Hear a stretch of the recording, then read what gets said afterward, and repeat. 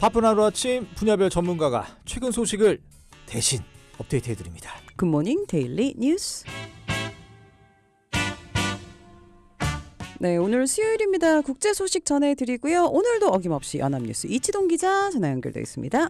기자님 안녕하십니까? 네, 안녕하세요. 연합 이치동입니다. 그 눈 많이 내리는데 진짜 안녕하신 거죠? 아, 예, 저는 괜찮습니다. 여기 광화문, 이제 광화문 특파원이니까 광화문에 네. 한 30-40분 전까지 눈이 꽤 왔었는데 예. 그치긴 했네요. 그렇구나. 그 눈이 여기로 왔나 봐요. 지금 예. 수원은 엄청 눈이 내리고 있다고 합니다. 지금도 현재 수원은 많이 내리고 있나요? 이제 네. 막 내리기 시작했습니다. 지금 저희 사무실이 5층인데 예. 앞에 보면 이제 조개사가 보이고 예. 나뭇가지에 눈이 싹 걸쳐 있어요. 그리고 그리고 뒤쪽에 이제 건물들이 보이면서 약간 이제 1월달 달력에 나오는 그 그림 있잖아요. 예, 그 예. 모습이 쫙 펼쳐지면서 있으니까 참 또 새롭네요. 그러니까. 그 여기 이치동 기자님 덕분에 우리가 이원 생중계 그렇지. 그런 느낌이에요. 맞아요. 아유, 덕분입니다. 감사합니다. 그럼 예. 오늘도 네, 오늘 좀 본격적인 얘기 한번 들어보도록 하겠습니다. 기자님, 우리 지금 일본과의 문제, 이 사도광산 문제가 좀 심해요. 우리 예전에 이런 얘기 했잖아요. 물을 반을 채우면 일본이 나머지 반을 채울 것이다 했는데 이거 완전히 뒤통수 맞은 격입니다. 그렇죠. 뒤통수를 세게 맞았다고 봐야 되겠죠. 예. 일단은 제가 사실은 오늘 북미 대화 관련 따뜻한 소식이 따끈한 소식이 들어와서 그것도 예. 전해드리려고 했는데 그건 이제 나중에 예. 좀 뒤쪽에 하고요. 사도광산부터 짚어보죠. 이게 워낙 저희 외교적으로 중요한 이슈 아니겠습니까? 예. 말씀하신 대로 이제 뒤통수를 맞았는데 이제 바빠서 뉴스 못 보신 분들도 계실 테니까 간단하게 설명을 드리면 네. 사도광산이 이제 400년 정도 된 일본에서 제일 오래된 금광입니다. 예. 아시듯이 이제 2차 세계대전 땐 조선인 1000명이나 많게는 2000명가량에 끌려가서 구리를 채굴하는 노역을 했거든요. 네네. 근데 일본 정부가 2022년 초에 세계문화유산 등재 신청서를 제출했고 잘 안 되다가 올해 7월이 돼서야 우리 정부가 동의를 해주면서 등재에 성공한 겁니다. 근데 한 가지 조건을 달았죠. 매년 피해자 추도 행사를 개최하자. 예. 이걸 조건으로 달았고 일본도 그러겠다고 한 겁니다. 예. 그리고 나서 지난 24일 일요일에 첫 추도식이 열린 거죠. 어떻게 보면 역사적인 행사인데요. 예. 이시바 시게로 총리가 와서 피해자들의 고통에 유감을 표해도 모자랄 판에 실무자급을 대표로 보낸다고 한 모양입니다. 그러니까 이 행사를 우리 정부가 바라는 대로 추도식이 아니라 문화유산 등재 보고회 형식으로 기획했다는 거거든요. 예. 그러니까 진정성하고 성의를 전혀 보여주지 않은 거죠. 예. 우리 측 요청으로 차관급으로 급을 올리긴 했는데 그게 하필이면 이쿠이나 아키코라고 아베 신조 계파 출신 정치인으로 한 겁니다. 예. 문제가 있죠. 현재는 외무성에서 정무 담당관입니다. 나중에 오보로 밝혀지긴 했지만 의원 시절에 이제 야스쿠니 신사를 참배했다고 교도통신이 보도까지 했습니다. 예. 그러니까 우리 정부가 이건 안 된다. 행사 전날에 보이콧, 불참을 통보한 겁니다. 행사를 이제 준비하면서 이 성격이나 그 메시지를 두고도 조율하면서 트러블이 꽤 있었다는 건데요. 네. 야스쿠니 이게 나오는 순간 끝난 거죠. 그렇죠. 물론 이제 나중에 교도통신이 그 의원 시절에 간 거는 우리가 잘못 보도했다 이렇게 말은 하긴 했지만 아무튼 이 인사 자체가 극우 인사로 분류가 되니까요. 네. 문제가 있죠. 아무튼 이게 강제징용에 대한 거잖아요. 영어로 이제 forced labor라고 해서 당연히 강제성이라는 성격 규정이 핵심인데요. 예. 일본은 이거를 계속 부인하고 있는 게 확인이 된 셈이라고 볼 수 있겠습니다. 네. 아니나 다를까 이쿠이나 정무관 추도사에서도 이와 관련해서는 이런 반구도 없었던 겁니다. 예. 그래서 서로 이제 유감을 표하면서 외교적으로 이제 갈등 상황으로 번질 수도 있다는 우려가 커지고 있는 겁니다. 예. 아니 근데 기자님, 그 추도식이 그 행사된 거는 며칠 전인데 당시에는 이런 그 유감 표명조차 없다가 그 어제서야 우리 외교부 차원에서 유감 표명했어요. 이거 좀 무능 외교라고 봐야 되는 거죠?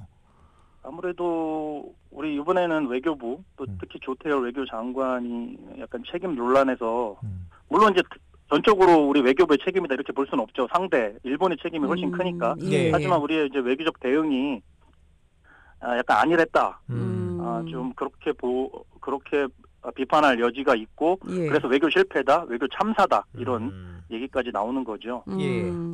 관련해서 이번에 또 미국은 좀 말을 아끼는 모양새라면서요? 그렇죠. 이 바이든 행정부가 이제 퇴임이 이제 끝나려면 한 2달도 안 남았는데 원래 바이든 행정부가 한미일 안보 협력을 강하게 밀어붙였잖아요. 네, 네. 그러기 위해서 한일 관계를 개선하라고 우리 정부에 상당히 강하게 압박을 했을 겁니다. 이제 우리 정부도 어쩔 수 없이 북한의 위협이 워낙 크니까 이걸 받아들여서 한일 관계를 개선한 거잖아요. 예. 그런 상황에서 이번에 만약에 바이든이 재선에 성공했으면 일본이 이렇게까지 했을까? 이런 행태를 보였을까? 이렇게도 한번 추측해 볼 수 있겠습니다. 이제는 트럼프 시대가 다시 열리니까 그쪽에 뭐 올인하려고 하겠죠. 근데 모르겠습니다. 트럼프 전 대통령이 얼마나 한일 관계에 신경을 쓸지는 그거는 모르겠지만 일본의 태도가 약간 변하지 않았나. 뭐 이것도 미국 정부가 바뀌는 상황도 영향을 주지 않았나 싶은 생각이 드는 거고요. 예. 하지만 무엇보다 더 큰 문제는 과거사를 인정하지 않고 사과를 거부하는 일본의 DNA 아니겠습니까? 이걸 알면서도 이제 우리 일본이 달라지겠죠 하면서 하다가 또 당한 셈인데요. 예. 10년 전에도 이제 군함도라고 해서 여기는 이제 석탄 캐던 데를 일본이 세계문화유산에 등재할 때도 일본이 약속을 한 게 있습니다. 조선인 포함해서 강제징용 희생자를 기리는 정보센터를 세우겠다고 약속했거든요. 네. 근데 나중에 보니까 이거 군함도가 아니고 도쿄의 연구소 형식으로 하나를 설치해서 그러니까요. 강제성을 부인하는 자료를 전시해 놓았다는 거거든요. 그러니까 아까 최진만 앵커 말씀하신 대로 우리가 나름 물잔을 박진 전 외교장관이 말했듯이 물잔을 나름 성의 있게 채웠는데 일본은 나머지 반은 채울 생각은 안 하고 뭐 물잔에 오히려 침을 뱉는다 이런 비판까지 나오는 겁니다. 어떤 영화 대사에 나왔지만 호의가 계속되면 권리인 줄 안다. 이런 얘기도 있었는데. 그죠. 호구로 아는 거죠. 근데 사실 저는 뭐 요거까지는 말씀드리고 싶은데 개인적으로 한일 관계가 과거사를 딛고 미래지향적으로 발전해서 윈윈해야 된다는 생각을 하고 있는데요. 아무튼 우리가 최근 1, 2년 동안 일본에 보여준 모습과 너무 대비돼서 일본이 성의가 없고 진정성이 없기 때문에 이거는 일본에 대해서 어떻게 뭐 이해를 해줄 여지가 별로 없어 보이지 않나 이런 생각을 하게 됩니다. 그렇군요. 알겠습니다. 앞으로 관계도 중요할 텐데 좀 걱정이긴 합니다. 그렇죠. 뭐 다른 주제인 것 같긴 합니다만 아까 기자님이 트럼프 얘기도 하고 아베 신조 얘기도 하고 그 당시 좀 그 거슬러 올라가면 아베 신조 전 총리가 트럼프 대통령이 막 당선이 됐을 때 제일 먼저 연락하면서 뭐 골프 회동도 하고 했잖아요. 그렇죠. 그 지금 뭐 많은 지금 정상들이 그 트럼프 당선인과 친해지려고 노력하는데 이거 뭐 골프 회동을 얘기하는 건가요? 골프 외교? 그렇죠. 우리 윤석열 대통령도 트럼프하고 만남에 대비해서 골프 연습을 하신다는 거짓말로 드러났잖아요. 아무튼 용산의 설명은 그랬죠. 과거에 트럼프 대통령과 일기 때 가장 친했던 외국 정상으로는 아베 신조 전 총리가 꼽힙니다. 2년 전에 총격으로 세상을 떠나긴 했죠. 트럼프의 환심을 사려고 참 눈물겨운 노력을 했는데요. 이번에 이제 트럼프 전 대통령이 당선되고 나니까 외신이 아베가 어떻게 했는지에 대해서 재조명하고 있습니다. 8년 전에 트럼프가 당선됐을 때 힐러리를 꺾고 당선에 성공했을 때 아베가 선물을 하나 들고 맨해튼에 있는 트럼프 타워를 찾아갑니다. 그때 무슨 선물 가져갔는지 혹시 아시나요? 그 골프채 금박한 골프채 맞죠. 금으로 도금한 골프채를 들고 가고 또 취임 후 몇 주 지나서는 플로리다 마라로고 리조트에 가서 같이 이제 골프 치고 영부인들까지 해서 함께 저녁도 먹고 상당히 처음부터 좋은 관계를 맺었습니다. 이후로도 뭐 트럼프하고 아베가 여러 번 같이 골프를 쳤는데요. 같이 골프 치다가 벙커에서 아베 전 총리가 벌러덩 자빠지면서 굴욕당한 모습이 화제가 되기도 했잖아요. 그리고 아베가 트럼프하고 즐겨 먹은 메뉴가 또 있거든요. 이게 뭔지 혹시 아실까요? 뭐죠? 모르겠어요. 햄버거입니다. 트럼프가 햄버거 러버라고 해요. 맞아. 그래서 아베가 지금 특별히 다른 거 다 맛있는 거 필요 없다. 햄버거로 했다는 거예요. 잘 맞춰주네요. 아주. 비유가 좋아요. 트럼프가 일본에 갔을 때는 아베가 스모 경기 결승전에 데려가서 맞아요. 우승자한테 트로피를 수여하도록 해줍니다. 엄청 키만한 트로피를 트럼프 이름을 박아가지고. 그리고 노벨 평화상 후보로 추천도 해줬고요. 맞습니다. 그러니까 미 정치 전문 매체 폴리티코에 따르면 아베가 트럼프를 처음 만나기 전에 일본에 내놓으라는 심리학자들을 불러 모았다는 거거든요. 그래서 트럼프의 언행을 분석한 거를 가지고 전략 회의를 했다고 합니다. 근데 거기서 조언을 받은 게 컸다고 하고요. 참고로 마크롱 프랑스 대통령도 트럼프하고 친해지려고 에펠탑에 데려가서 밥도 먹고 예. 열병식도 해주는 등 노력을 했지만 잘 안 됐다는 거거든요. 예. 그 외교 전문 매체 디플로맷의 분석으로는 트럼프의 눈에 마크롱은 진정성이 없고 자신을 낮추는 모습을 안 보여줬다는 겁니다. 반면 예. 아베 전 총리는 자아가 강한 인물임에도 트럼프 네. 비위를 제대로 맞춰줬다는 거거든요. 그러니까 말씀하신 대로 트럼프가 뭘 좋아하는지를 사전에 네. 파악해서 예. 진정성을 보여주면서 들이댄 게 성공한 예. 셈이라는 거죠. 그러니까. 예. 중요한 건 아베가 강성이고 뭐 우리를 힘들게 했지 않습니까? 한일 관계를 어렵게 했지만 예. 트럼프 전 당시 대통령을 구워 삶은 거에서는 배울 점이 있다는 거죠. 그게 뭐 자신의 정치적 이익을 위해서든 일본을 위해서든 예. 심지어 요즘에는 이제 일본 정부가 또 간단치 않은 게 아베 시절에 통역관을 불러서 트럼프 쪽에 줄을 대고 있다는 거거든요. 뭐 우리 정부가 알아서 잘 하겠지만 예. 좀 네. 배울 점이 있지 않을까 네. 싶어서 소개를 예. 좀 그쵸. 해드렸습니다. 아니 이게 웃을 일만은 아닌 게 어떻게 보면 다 또 이게 외교 전략 중에 하나일 수도 있잖아요. 진짜 어떻게 할지 스탠스를 취하는 게 좀 중요할 것 같긴 합니다. 근데 기자님 뭐 잘 아시겠지만 지난 문재인 전 대통령이 트럼프 대통령과 대단히 케미가 좋아서 일부에서는 이런 얘기를 해요. 윤석열 대통령에게 트럼프 대통령 당선되면 골프 이런 거 하지 말고 문재인 대통령 먼저 만나서 그 노하우를 좀 먼저 배워라. 저는 그런 얘기 듣고서 좀 약간 고개가 좀 끄덕여지긴 하는데 어떻게 보세요? 그때 근데 그러니까 성과가 있었나요? 그러니까 구체적으로? 중재하면서 그건 많았죠. 뭐 얘기를 우리 남북 정상회담이라든지 북미 정상회담을 하는 데 있어서 문재인 전 대통령의 역할이 큰 거는 그거는 뭐 저는 사실이라고 생각합니다. 네. 결과는 안 좋았지만. 기자님은 얘기해 주시죠. 예. 예.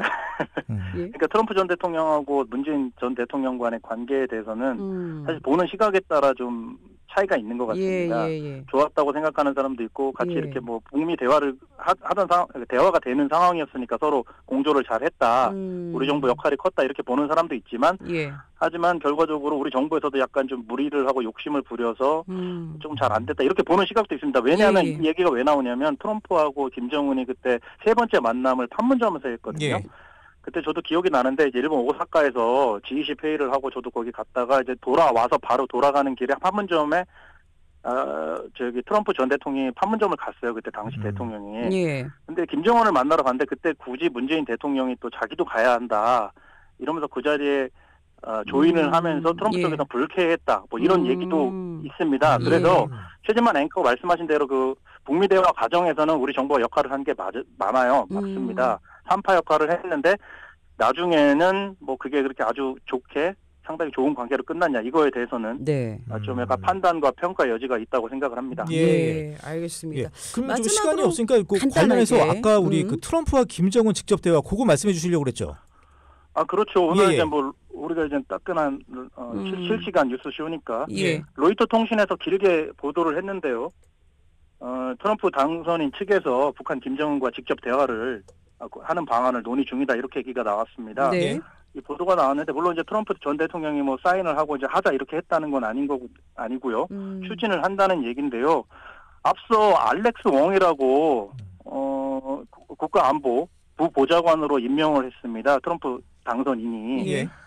이 인물이 이젠 트럼프 1기 때 국무부 대북 특별 부대표와 동아태 부차관보를 했는데요. 한반도 실무를 담당한 거죠. 한반도 통인데 이 사람을 발탁을 했거든요. 근데 이제 발탁을 하면서 주목해볼 부분이 트럼프 당선인이 이제 일련 발표를 하면서 자신이 예전에 김정은과 정상회담을 할 때 알렉스 웡이 많이 도와줬다고 이렇게 성명에서 명시를 했습니다. 그러니까 이걸 보면 굳이 이 말을 쓴 거는 김정은과 다시 만날 의사를 시사한 것, 또 메시지를 넌지시 보낸 것 이렇게 해석을 해볼 수가 있는 거죠. 저도 그렇게 판단을 하거든요. 그러니까 북한이 아직 트럼프 전 대통령의 재집권에 대해서는 공식 입장을 내지는 않았습니다.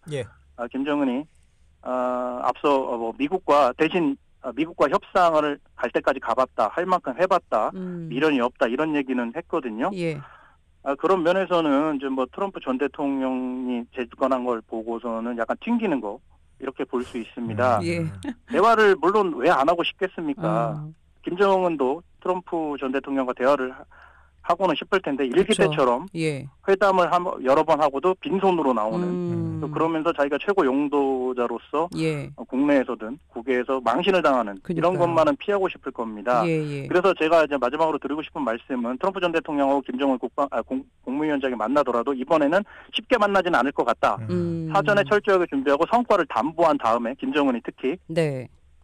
쇼하는 식으로는 하지 않고 성과를 반드시 얻어내기 위해서 사전 준비를 철저히 하고 지난번 실패를 교훈 삼아서 네네. 이번엔 그렇게 하지 않을까 하는 생각을 해봅니다. 그렇죠. 또 예. 체면과 입장이라는 것도 있으니까요. 김정은은 알겠습니다. 특히 그렇죠. 그러니까요. 예. 예. 오늘도 저희 국제 소식 전해드렸고요. 지금까지 우리 광화문 특파원이자 연합뉴스 이치동 기자님 함께했습니다. 오늘도 감사합니다. 네, 고맙습니다. 네, 감사합니다.